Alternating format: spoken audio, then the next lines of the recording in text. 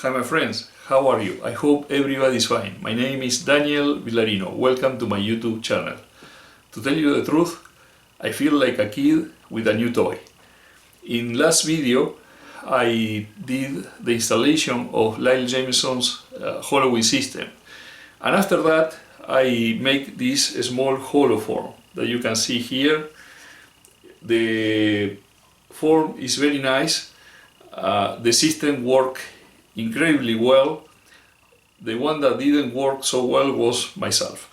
The problem is that I selected a shape that, because it has this shoulder, is a little bit more complicated. Although the hole is not that small, I should have started with a bigger hole for my first try of the system. So even though I got the piece, I got all the material, and as you can see in these images, the weight of the piece is really small. The wall is very thin, so the system works great. But I made a couple of mistakes. One of them was that I was trying to remove the cutter from inside without turning off the lathe. The cutter got a catch on the shoulder, and that generated a crack that you probably can see here. But besides that, the problem that I saw was that I had hours and hours of film material. And the reason for that is that I tried to explain everything from the beginning, from the moment I mounted the piece of wood on the lathe until the very end. From Lyle, I learned a lot of new techniques. I found them fascinating, and each of them deserves a separate video.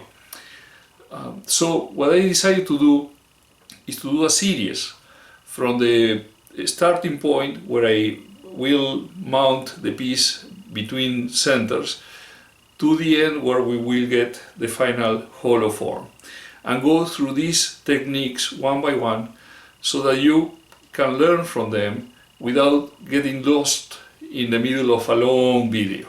Okay? Besides, I am going to be traveling, and if I had to do this video, it will take me days, so I will not be able to post another video for several weeks.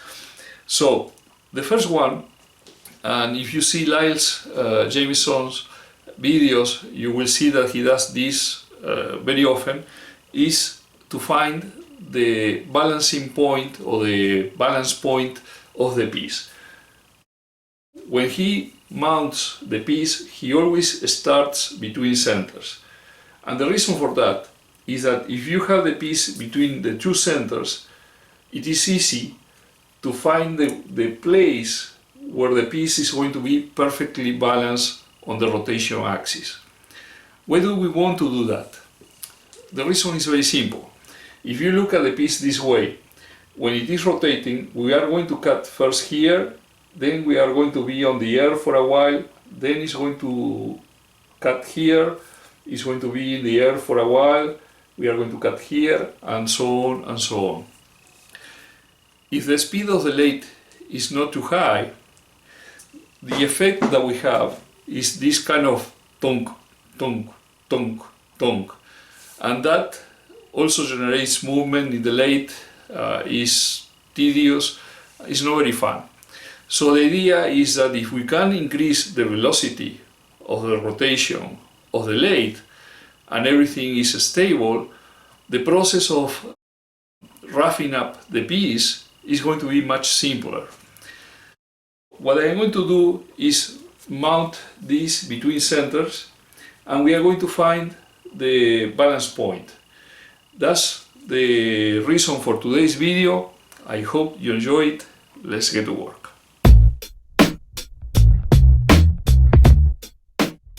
The first thing that I want to do is to loosen the lathe pulley so that it will rotate freely.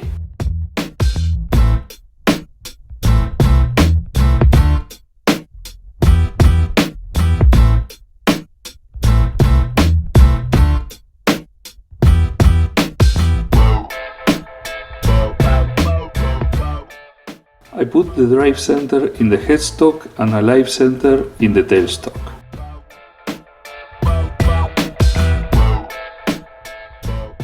I barely press the drive center point in one face of the Bradford Pier blank.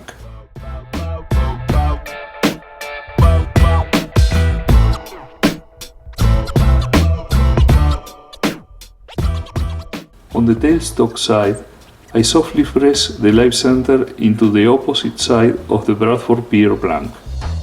You can see that there is a heavier side that remains always towards the bottom.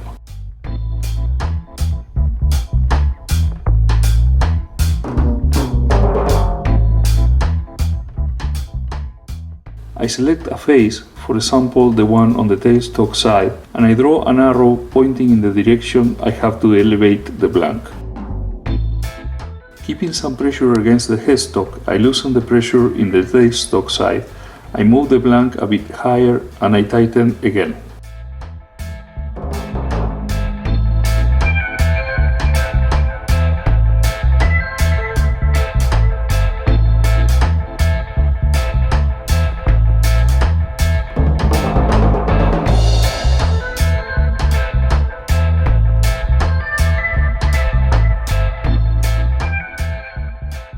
There is still a heavier side, so I will repeat the procedure, but on the headstock side, otherwise the blank will be too skewed on the tailstock side.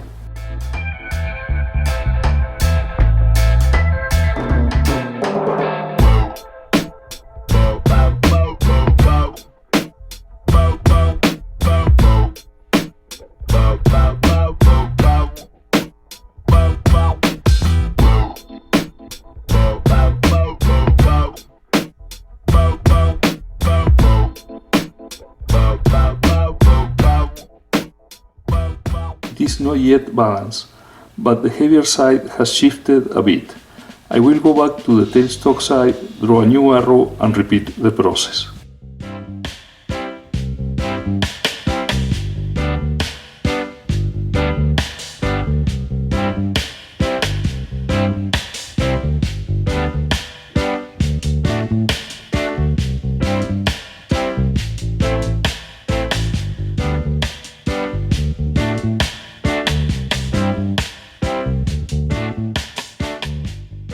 Little by little we are approaching a more balanced position. It still has more weight on one side, but it is more difficult for the blank to go always to the same position.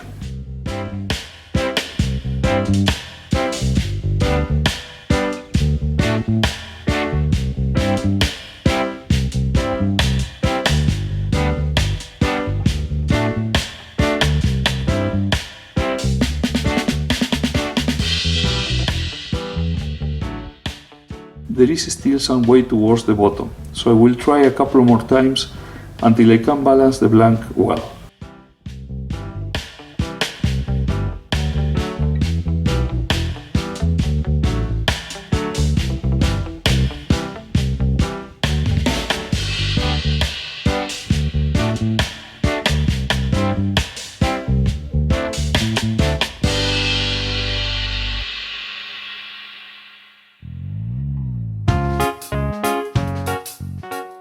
One might think that this is a waste of time, but it will actually save us time when we do the roughing of the piece to obtain a cylinder, as we will see in the next video.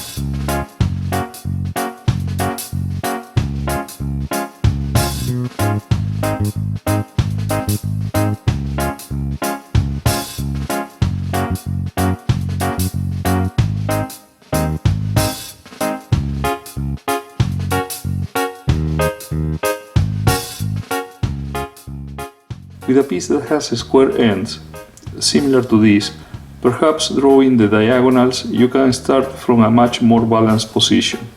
But imagine the help that this method provides when the piece is really irregular. Besides, on purpose, and for the benefit of this video, I try to put the blank in a position well apart from the balance point to make more apparent how the process works.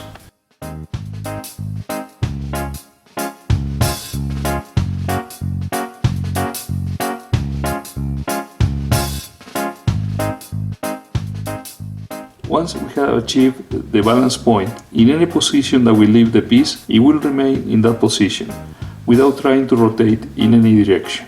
Once we are satisfied, we tighten well with the wheel on the tailstock, so that the spurs in the headstock side and the light center in the tailstock side will grab well into the wood.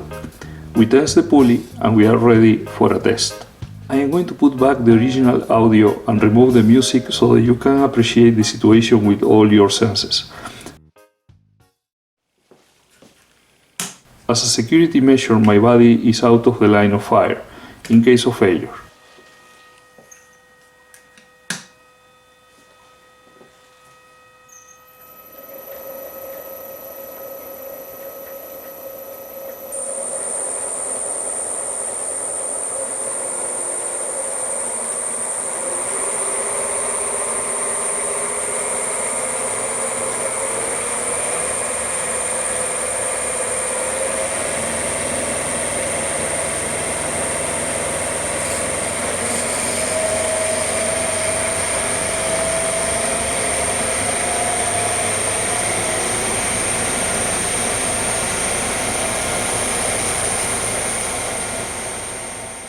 To complete the test, I am going to stand a cutter on one end on top of the headstock, and we will see that even increasing the speed up to almost 1900 RPMs, it will remain standing despite a very small vibration.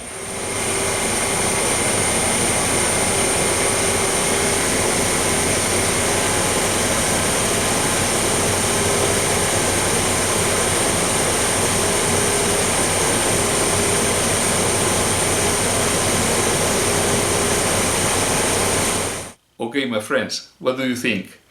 We were able to raise the RPMs in the lathe until almost 1900 with very little vibration, as it was shown by the cutter that is stand there on top of the headstock.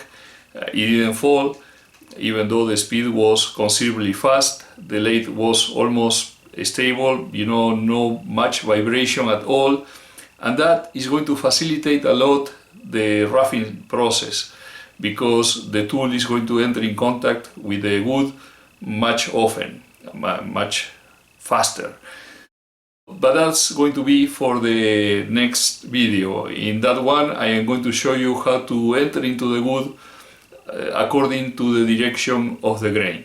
Now, let me show you some pictures that were sent by the subscribers of the channel. This tall decorative piece in cherry was made by José Luis from Teruel, Spain. Great job, José Luis.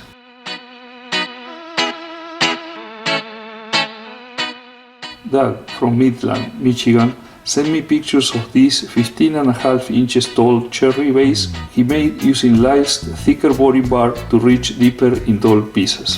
Very nice work, Doug.